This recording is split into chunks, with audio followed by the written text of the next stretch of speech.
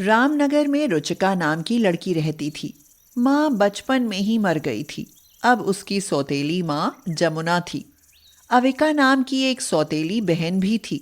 अरे ओ महारानी, अब भी सो रही हो? धूप निकल आई है। ये बर्तन कौन साफ करेगा? उठो जल्दी से और साफ सफाई कर लो। फिर गर्मा गर्म चाय और पकौड़े बना लो। पर मम्मी, अविका भी तो सो रही है, कभी कभी इससे भी बनवा लिया करो। मुझे जवाब दे रही है, बदतमीज, और उसकी नकल कर रही है। कहाँ तू और कहाँ वो। रुचिका को फिर सब कुछ करना पड़ता। इस तरह से अविका बिल्कुल निकम्मी और आलसी हो गई। उसे कुछ भी नहीं आता था। जमुना ने अविका की शादी रंजन नाम के युवक से बड़ी धूमधाम से कर दी।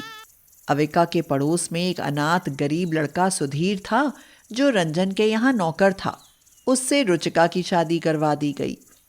रुचिका का पति सुधीर बिल्कुल सीधा और भोला था, जबकि अविका का पति रंजन बहुत चालाक था। नाम मात्र के पैसों से वह सुधीर से काम करवाता था। उसने तो सुधीर का नाम भी बुद्धू राम रख दिया था। एक दिन सवेरे ही सवेरे नाश्ते की टेबल पर अविका बोली, मेरी तबीयत ठीक नहीं है, कोई मेड रख लो, मुझसे काम नहीं होता। ओए बुद्धूराम, सुन, अपनी घरवाली से कह देना कि वो कल से हमारे यहाँ आकर खाना बना दिया करे और झाड़ू पोछा कर दिया करे। उसकी मैं तनख्वाह दे दिया करूंगा।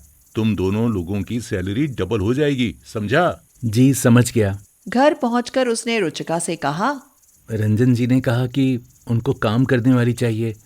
क्या तुम उनके यहाँ काम करोगी? तुमको भी रुपए मिलेंगे तो हमारे पैसे डबल हो जाएंगे। रुचिका को यह बात बहुत बुरी लगी। उसने कहा, लेकिन वह मेरी बहन भी है, बेशक सौतेली ही सही। मैं उनके यहाँ नौकरानी बनकर काम कैसे करूँगी? हमारी क्या इज्जत रह जाएगी? यह बात सुधीर की समझ में आ गई। उसने जाकर रंजन को मना कर दिया। इस बात पर रंजन और अविका दोनों भड़क गए। उन्हें अपनी धन दौलत पर बहुत घमंड था।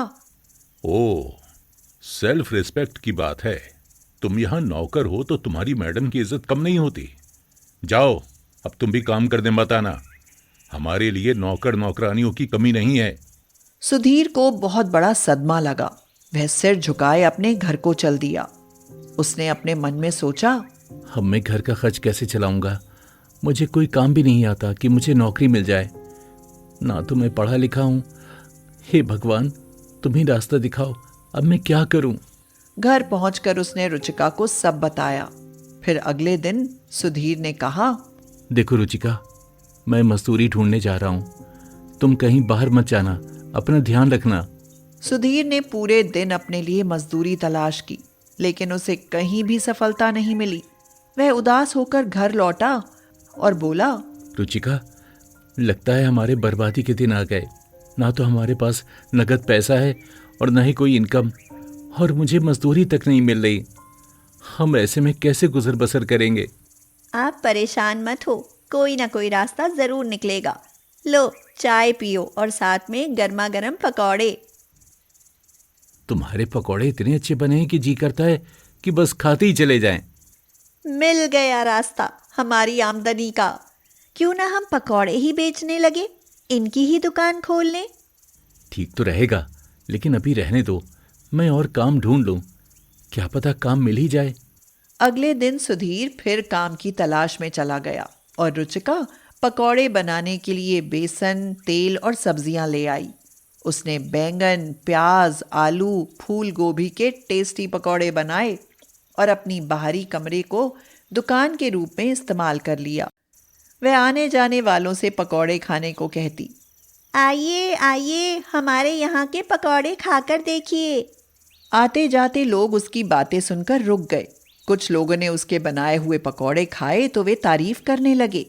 वाह भाई वाह, बहुत जायकेदार पकौड़े हैं। भाई हमारे बच्चों के लिए भी 1 किलो दे दो। ला भैया लाओ, हम भी खाकर देखते हैं। बहुत ही जानदार हैं ये पकौड़े। लाओ बहन, 1-2 ना और दो। मुझे तो हीरालाल ने बताया तो मैं यहाँ चला आया। फूल गोभी के इतने ज्यादा जायकेदार पकौड़े तो मैंने इनके यहाँ ही खाए। कल मैं अपने बच्चों को भी यहाँ लाऊंगा। रुचिका ने सामान्य कीमत से कम पैसे बताए थे, इसलिए लोगों को बहुत रुचि हो गई। शाम को जब सुधीर लौटा तो वह बहुत थका हारा हुआ परेशान था। मैं हार गया हूँ रुचिका, मुझे कोई भी काम नहीं मिला।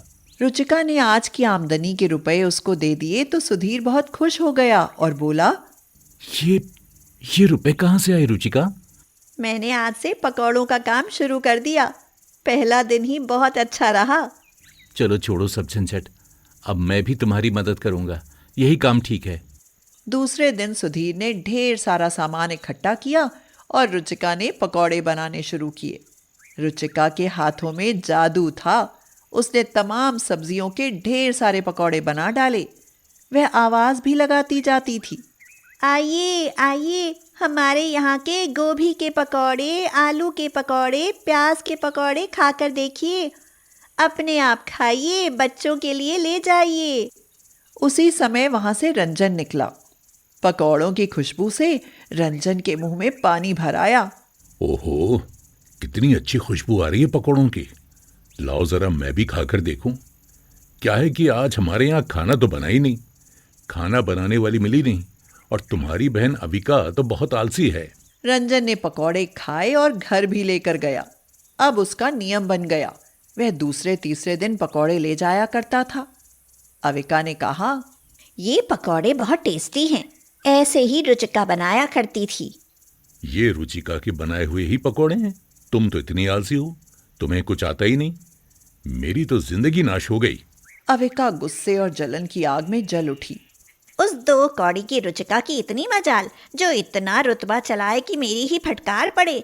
देखो मैं कैसा मजा चखाती हूँ उसे अब। उसने वे पकौड़े रख लिए। दूसरे दिन तक वे खराब हो गए। उन्हें लेकर वह रुचिका की दुकान पर पहुंची। वहां ग्राहकों की बहुत भीड़ थी।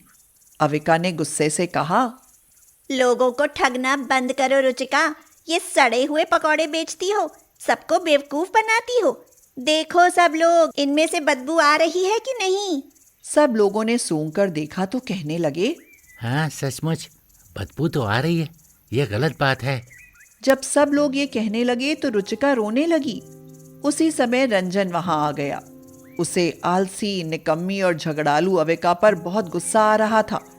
आज भी खाना नहीं बना था और यहाँ के पकौड़े भी नहीं खाने दे रही थी वो। अरे बेवकूफ और पागल औरत, ये पकौड़े तू कल के बासी उठा लाई है जो गोभी के हैं, और आज तो प्याज और आलू के पकौड़े बने हैं। तू जलन के मारे रुचिका भाभी को बदनाम कर रही है। लाओ रुचिका भाभी पकौड़े, बहुत भूख लगी है। ऐसे टेस्टी पकौड़े कहीं नहीं मिलते। अरे भैया, ये इन बहनों का आपसी मामला है। भाई खाओ, सब ठीक है, मेरे लिए पैक भी कर देना। अविका की बड़ी बेइज्जती हो गई। वह चुपचाप अपने घर चली गई। कुछ ही दिनों में रुचिका के पकौड़ों की दुकान फेमस हो गई और उसकी खूब आमदनी होने लगी। अब तो लोग फोन पर ऑर्डर कर देते थे। सुधीर सबके घर पहुंचा देता था। कुछ वर्षों में रुचिका और सुधीर बहुत अमीर बन गए और उन्होंने दुकान की जगह एक शानदार होटल बनवा लिया। कई बार इंसान अपनी पहचान अपने गांव या शहर से बनाता है, लेकिन अनोखे लाल एक ऐसा शख्स था जहां गांव को अनोखे लाल के नाम से जाना जाता था। जहां बस और रिक्शे वाले सवारी से पूछते थे कि कहाँ जाना है, सवारी कहती, बस वहीं अनोखे लाल के गांव में उतार देना। हाँ, ऐसा ही था अनोखे लाल। उसके कारनामे दुनिया से अलग होते थे, इसीलिए वह अनोखा था। अनोखे की पत्नी छाया अंदर से चिल्लाती हुई बाहर आई और बोली, अब ये क्या करने लगे तुम? अरे देख नहीं रही, पानी में पकौड़ियाँ तल रहा हूँ। तुम भी ना जानबूझकर उल्टे सीधे सवाल करती हो। हाँ, मैं तो उल्टे सवाल करती हूँ। कह दो ना कि मेरी खोपड़ी ही उल्टी है, या कह दो कि उल्टी खोपड़ी वालों ने मुझे आपके पल्ले बांध दिया। हाँ। तुम्हारी यही अदा तो मारे डालती है। एक बात कही नहीं कि फिर तो वो सुनाती हो कि दिल करता है कलेजा ही निकाल दूं। तो मैंने क्या गलत पूछा? खौलते पानी में पकौड़ियाँ डालते देखा तो पूछ लिया। तो मैंने भी यही कहा कि पानी में पकौड़ियाँ तल रहा हूँ। जरा चक्कर बताओ ना कैसी बनी है। सच में बहुत ही स्वादिष्ट हैं। इसीलिए तो ये गांव तुम्हारे नाम से प्रसिद्ध है। लेकिन पानी में पकौड़ी, ये ख्याल कैसे दिमाग में आया? थोड़ा दिमाग लगाया, ना तो महंगे तेल की जरूरत और ना सेहत के साथ खिलवाड़, और एकदम पौष्टिक। अनोखे लाल को हमेशा कुछ अलग करने की तलब रहती थी। वैसे तो वह ठेले पर हलवा पराठा बनाकर बेचता था, जिसको ग्राहक बड़े चाव से खाते थे। एक दिन अनोखे लाल रात में सोया हुआ था, तभी बाहर से राजू ने आवाज दी। अनोखे, जल्दी दरवाजा खोलो, गांव में चोर घुस आए हैं, कोई तरकीब निकालो कि वो पकड़े जाए। अनोखे ने दरवाजा खोलकर कहा, अपनी जान जोखिम में डाल सकते हो। कैसा जोखिम? आओ मेरे साथ, चोरों के पास चलते हैं। चोरों के पास? ना बाबा ना, मुझे कुछ हो गया तो। अच्छा, मेरे आगे पीछे तो जैसे कोई है ही नहीं। चलो भी यार, तुम्हारे साथ अनोखे लाल है, फिर चिंता की क्या बात। अनोखे लाल राजू के साथ वहां एक दीवार के पीछे छिपकर खड़ा हो गया, जहां से चोरों को निकलकर जाना था। अनोखे ने राजू से कहा, अरे सुन राजू, क्या तुझे पता है कि अनोखे के भंडार घर में 1 किलो सोना और 5 किलो चांदी रखी है? हाँ, मुझे पता है। अरे मैं भी कितनी जोर से बोल रहा हूँ, अरे कहीं कोई सुन ना ले। चल तो कल रात अनोखे के घर में चोरी करते हैं। हाँ ठीक है, जैसा तुम कहो। उनकी बातें सुनकर चोर अनोखे के घर में चोरी करने दौड़ पड़े। पीछे से अनोखे भी पहुंच गया।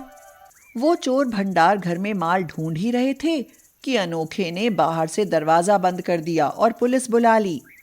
चोर पकड़े गए और गांव में अनोखे की बहादुरी की तारीफ होने लगी। अनोखे ऐसे ही काम करता था। एक दिन छाया ने कहा, ये चोर उचक्कों को पकड़ने के अलावा कुछ और भी सोच लिया करो। तुम्हें सोचता तो हूँ भगवान, तुम्हारे सिवा और क्या सोचूं, तुम ही बता दो। ऐसी बातें तो तुमसे खूब करा लो।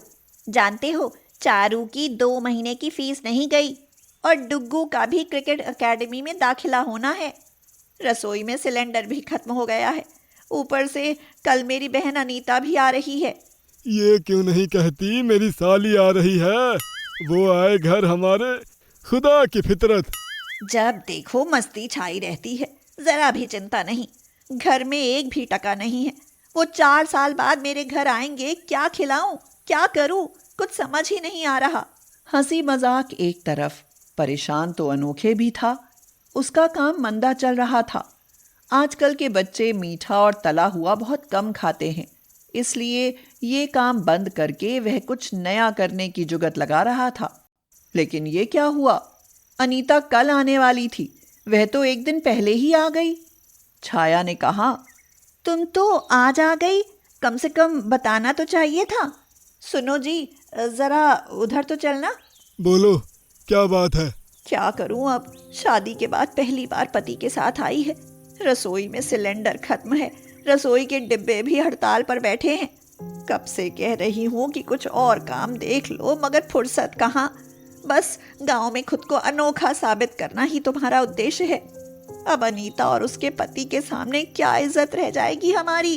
तुम तो अपने रिश्तेदारों के लिए मेरे सिर पर बैठने को उतारी हो जाती हो। रुको जरा, मैं सिलेंडर का इंतजाम करता हूँ। और वो राशन वाले चावल है ना, उन्हें भिगो दो। आज अनोखे अपनी साली को कुछ गजब ही खिलाएगा। वह सिलेंडर लेने पहुंचा तो वितरण का समय खत्म हो गया और वह बिना सिलेंडर लिए वापस घर आ गया। मोहल्ले पड़ोस में अधिकतर मिट्टी के चूल्हे जलते थे, इसलिए वहां से भी इंतजाम नहीं हो सका। घर आकर अनोखे ने छाया से कहा, आज अपनी साली को अपने हाथ का बना डोसा खिलाता हूँ। दाल तो है, जरा तुम चूल्हे पर सांभर पका लो। बारिश के दिनों में चूल्हा?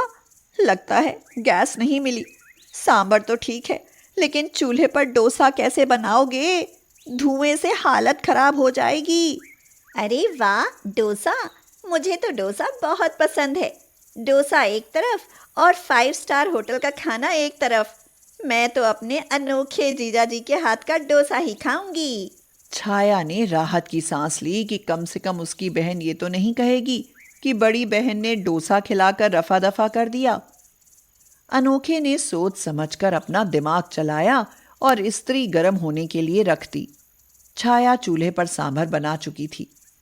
तब तक अनोखे ने डोसे का सामान तैयार कर लिया। अनीता ने पूछा, जीजा जी, ये स्त्री का क्या करोगे? तुम्हारे लिए डोसा बनाऊंगा। स्त्री पर डोसा? हाँ, स्त्री पर डोसा।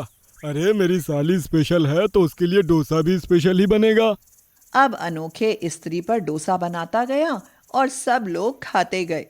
अनीता और उसके पति ने स्त्री के डोसा की जमकर तारीफ की। अनीता बोली, जीजा जी, ऐसा डोसा तो हमने जिंदगी में कभी नहीं खाया। हाँ, अरे खाया कैसे होगा जब आज तक किसी ने मेरे सिवा बनाया ही नहीं। शाम तक वो दोनों वापस चले गए। छाया ने कहा, मैं तो कहती हूँ कि ये हलवा पराठा छोड़ स्त्री पर डोसा ही बनाकर बेचना शुरू कर दो। हाँ, लागत कम और स्वाद ज्यादा। वैसे भी घर में राशन के चावल तो हर महीने आ ही जाते हैं। लगता है मेरे साथ रहकर तुम्हारे दिमाग का सिस्टम भी तेज चलने लगा है। आखिर अनोखी की बीवी हो। रहने दो, इतना दिमाग है मुझ में। अब मेरी छोड़ो और स्त्री डोसा के काम में ध्यान दो। हाँ, हाँ, वही सोच रहा हूँ।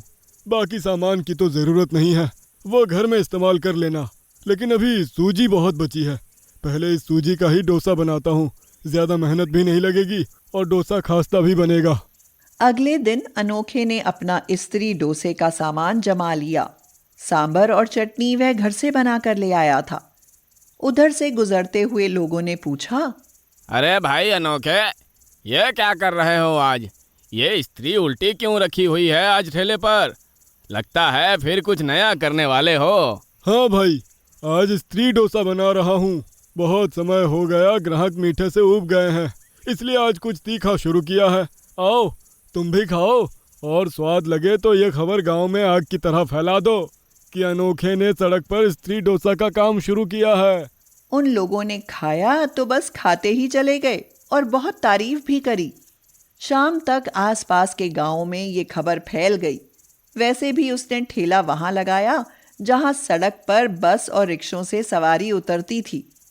आते जाते लोग, सभी लोग स्त्री डोसा खाने लगे और वह सड़क स्त्री डोसा बनाने वाले के नाम से मशहूर हो गया।